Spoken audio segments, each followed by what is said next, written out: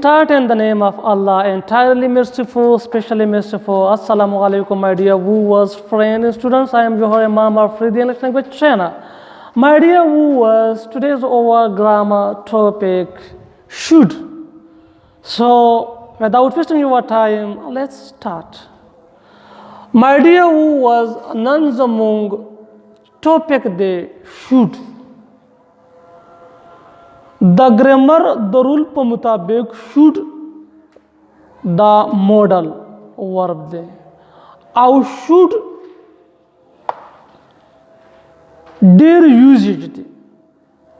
Laka should mung istimalau for advice the nasihat da para, recommendation the safarash da para, obligation zimedari, our sara expectation या probability तवक्कात उम्मीद दपारा इस्तेमालेगी नो इंशाअल्लाह पनननी वीडियो के बमूंग द हर सा स्टेप बाय स्टेप वायु नो राजे चे स्टार्ट को माय डियर वो वाज शुड चुकुम दे लका संगमु वरान दुवेल चे दा इस्तेमालेगी एडवाइस और रिकमेंडेशन दपारा बल यूजेज दे obligation और द्रयम यूजेज दे probability या expectation my dear viewers चकला मुंग ददा से हालातों सामना कहो चे पहाड़ी के मुंग ला सोक नसीहत कहो या मुंग चाला नसीहत कहो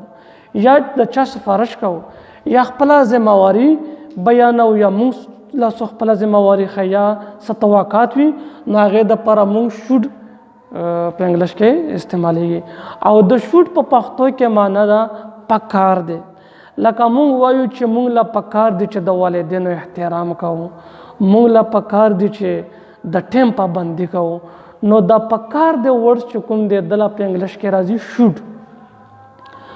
my dear was the should formation جمله جوړول دا څنګه دي نو formation یې په دې طریقه د چاول به زمون سره سبجیکټ وي سبجیکټ چې کوم زمون سره د 7 سبجیکټ پروناون دي او د دې سره سره چې کوم دا سنگولر نیم او پلورل نیم د دې لمون سبجیکټ وایو او چې کوم سنگولر نیم بیا په دې پسې زمون سره شوډ وي ای شوډ نه پس به بیا د ورب فرست فارم وي او بیا به اوبجیکټ وي دا پوینټ نوٹ کو چې د شوډ نه پس به the verb first form lagi laka padde e misal ke we should we zamung sara subject for should zamung sara should for model for our respect da zamung sara the verb first form follow our parents da zamung sara other words complements shall no my dear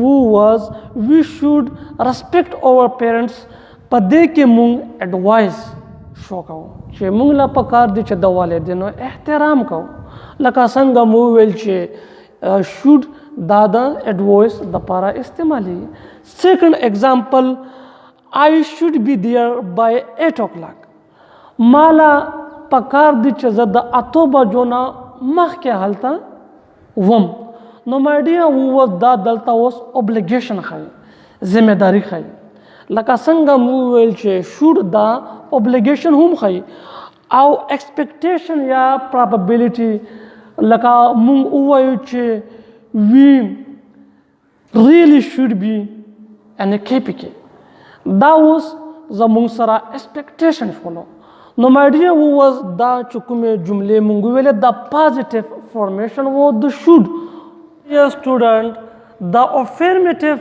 structure na pas razu negative structure la my dear students pa negative structure ke sarf au sarf the note izafa kawal li au haga the should na pas kegi laka pa de structure ke should subject plus should plus not plus first form of the verb plus other words you my dear students use among sara subject follow should da among sara modal verb follow not smoke دا زموږ سره first form of the verb follow او cigarette دا زموږ سره object شو. No, you should not smoke cigarette. cigarette مه څکوه. دا هم اوس یو advice دی.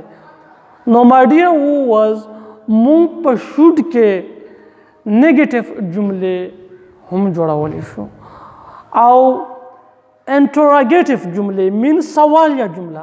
په سوالیه جمله کې my dear students should به د subject نه اول راځي لکه should plus subject plus verb plus other verb plus سوالیه نشان. For example, should they come here? Should they play volleyball? نو my dear students که تاسو وګورئ په دې examples کې should first راغلی دی. نو چې کله هم تاسو سوال یا جمله جوړوئ نو should به بیا سرله استعمالیږي. نو my dear students دا و زموږ سره should دا modal verb دی. دا استعمالیږي د advice دپاره، د recommendation دپاره، د obligations دپاره او د expectation دپاره او دا هر څه تاسو په مثالونو کې واورېدل. my dear was structure چې کوم د should و هغه هم تاسو واورېدلو. نو زه امید لرم چې تاسو به په should او د should په استعمال باندې پوه شوي وئ. که بیا هم څه کوېسچن په کمنټ باکس کې ولیکئ او زما چینل سره سبسکرایب کړئ. تھینکس.